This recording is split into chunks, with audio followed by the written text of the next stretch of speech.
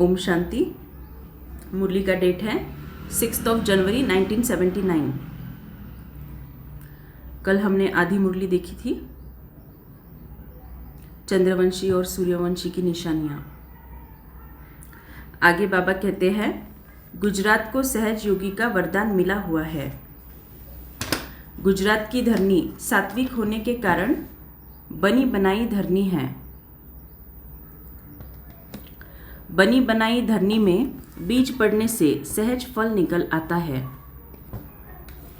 सहज योगी का ड्रामा अनुसार वरदान मिला हुआ है। अब ऐसी विशेष आत्माओं को संपर्क में लाओ जिन्हों से सेवा का आवाज दूर तक फैले।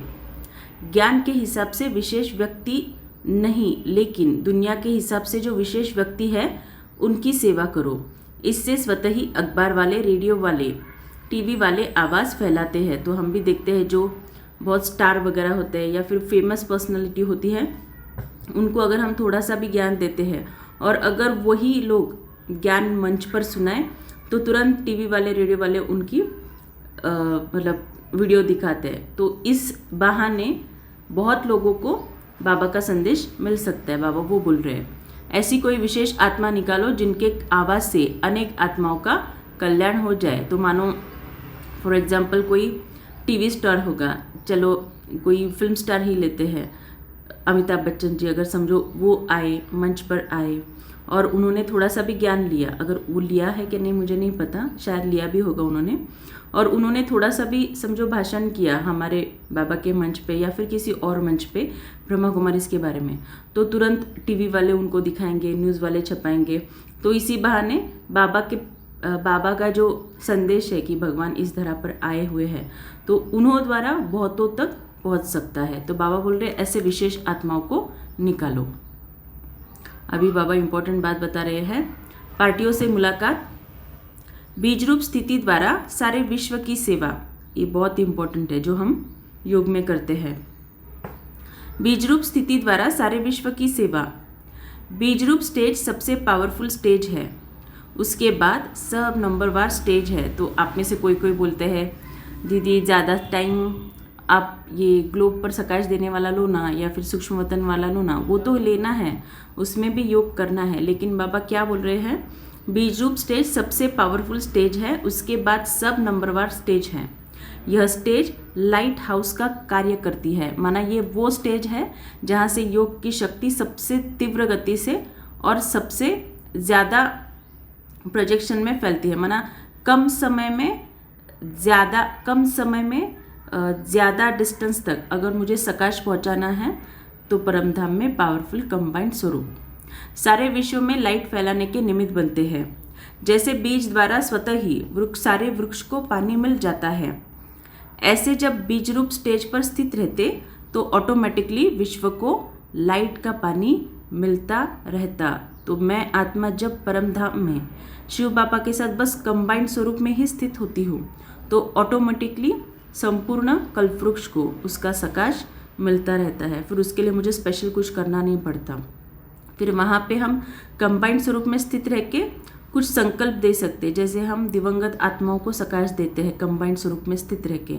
तो बस कंबाइंड स्वरूप को देखते रहना है और उस संकल्प को करके फिर साइलेंस पे 1 मिनट 2 मिनट, फिर उस साइलेंस की जो प्रकाश है ना, उस संकल्पों द्वारा उस आत्मा को मिलती जाएगी। जैसे बीज द्वारा स्वतः ही सारे वृक्ष को पानी मिल जाता है, ऐसे जब बीज रूप स्टेज पर स्थित रहते तो ऑटोमेटिकली विश्व को लाइट का पानी मिलता रहता। जैसे लाइट हाउस एक स्थान पर होते हुए चारों ओर अपनी लाइट फैलाते हैं, ऐसे लाइट हाउस बन, विश्व कल्याणकारी बन, विश्व तक अपनी लाइट फैलाने के लिए पावरफुल स्टेज चाहिए। जैसे स्थूल लाइट का बल्ब तेज पावर वाला नहीं होगा तो चारों ओर लाइट नहीं फैल सकती, 0 पावर हद तक रहेगी ना। तो अब लाइट हाउस बनो, ना कि बल्ब। बेहद के बाप के बच्चे बेहद सेवादारी। वर्तमान समय बेहद सेवा की आवश्यकता है, क्योंकि बेहद विश्व का परिवर्तन है। विश्व परिवर्तन करने के लिए पहले स्वयं का परिवर्तन करो। हर संकल्प में स्मृति रहे कि विश्व का कल्याण हो। दूसरा है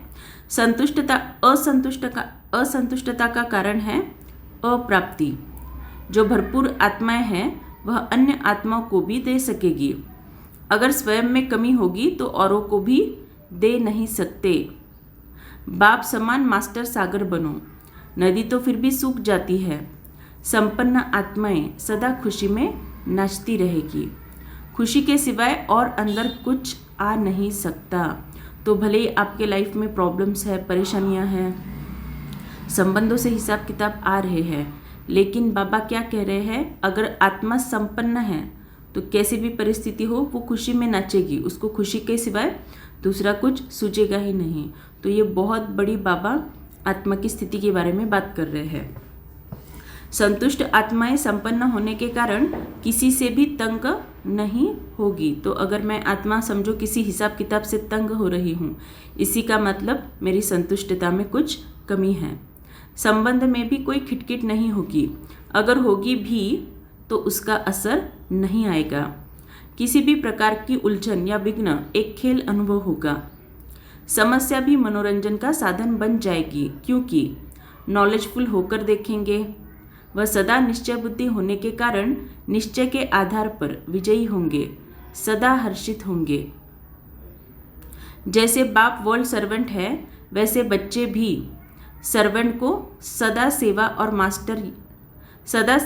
मास्टर याद रहता है। तो ऐसे सेवाधारी बच्चों को भी बाप और सेवा के सिवाय कुछ याद नहीं। इससे ही एक रस स्थिति में रहने का अनुभव होता। उन्हें एक बाप के रस के सिवाय सब रस नीरस लगेंगे। एक बाप के रस का अनुभव होने के कारण कहाँ भी आकर्षण नहीं जा सकती। यही पुरुषार्थ है और यही मंजिल है।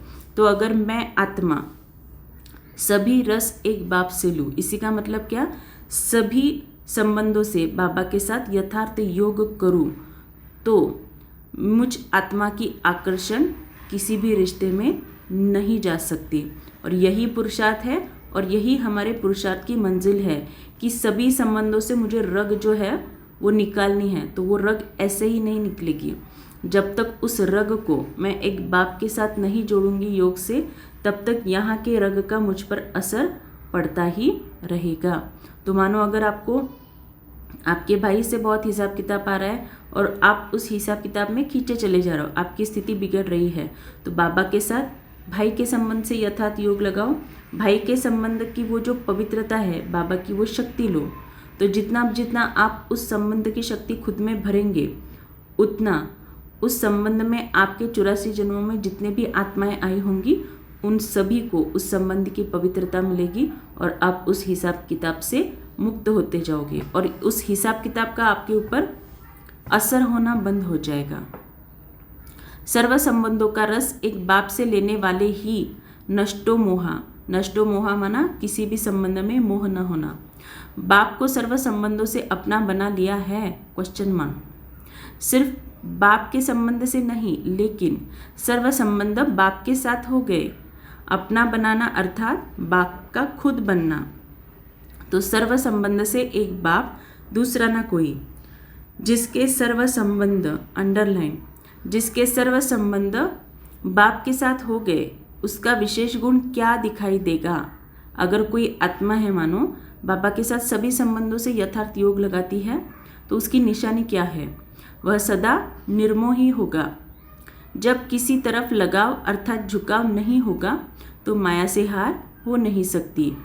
ऐसा नष्टो मोहा बनना अर्थात सदा स्मृति स्वरूप, सदैव अमृत वेले यह स्मृति में लाओ कि सर्व संबंधों का सुख हर रोज बाप दादा से लेकर औरों को भी दान देंगे। तो बाबा के साथ संबंध जोड़ना है और वो संबंध की जो शक्ति हमें मिलती है, उस संबंध की पवित्रता फिर अन्य आत्माओं को ऑटोमेटिकली देना। वास्तविक अगर हम बीज रूप अवस्था में उस संबंध से बाबा के साथ योग लगाते हैं तो ऑटोमेटिकली उस संबंध की पवित्रता उन आत्माओं को मिलती जाती है। हर संबंध का सुख लो, सर्व सुखों के अधिकारी बन, औरों को भी बनाओ। ऐसे अधिकारी समझने वाले सदा बाप को अपना साथी बनाकर चलते हैं। तो जो भी काम हो तो साकार साथी न याद आवे, पहले बाप याद आवे। तो जो भी प्रॉब्लम है, कुछ भी हो, पहले बाबा को लेटर लिख के निश्चिंत, ये नहीं कि कोई प्रॉब्लम आए तो दूसरे किसी व्यक्ति को फ़ोन करके बताएंगे। पहले बाबा को बताओ, फिर औरों को बताओ, क्योंकि जब बाबा के हवाले कर देते हैं तो बाबा इतना बेस्ट से बेस्ट प्लानिंग करते हैं कि जितना अन्य कोई आत्मा कर ही नहीं सकती। सच्चा मित्र भी तो बाप है ना। ऐसे सच्चे साथी का साथ लो तो सहज ही सर्व से न्यारा और प्यारा बन जाएंगे। एक बाप से लगन है तो नष्टो मोहा है।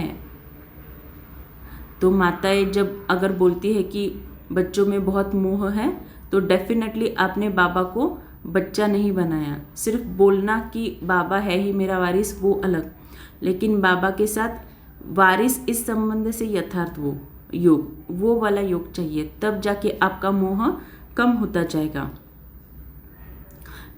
अमृत वेले विशेष, अमृत वेले सहज वरदान मिलता है। तो जो अमृत वेला नहीं करते, आप चाहे कितना भी दिन भर में आप योग करो या कुछ भी करो, लेकिन अमृत वेला नहीं करोगे तो स्थिति नहीं बनेगी। अमृत वेला विशेष सीजन है, इसीलिए सहज प्राप्ति होती है। योग का किला मजबूत करो।